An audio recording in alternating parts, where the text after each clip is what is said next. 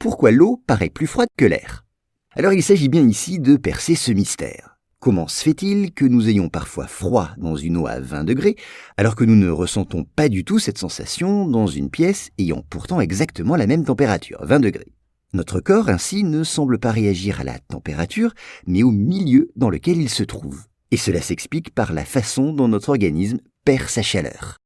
Pour le comprendre, vous le savez, notre température corporelle, sauf fièvre, est de 37 degrés Celsius, ce qui est plus élevé que la température de la plupart des milieux dans lesquels nous nous trouvons.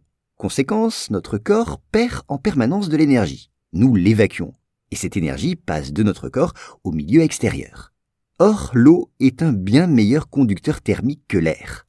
L'eau permet donc d'évacuer plus facilement notre chaleur. Alors quand je dis facilement, cela signifie vraiment beaucoup plus facilement. Jugez plutôt, notre corps se refroidit entre 20 et 25 fois plus vite dans l'eau que dans l'air. Conséquence immédiate, la sensation de froid arrive plus vite au contact de l'eau que de l'air. Autre effet lié, l'organisme doit y fournir beaucoup plus d'énergie pour se maintenir à 37 degrés.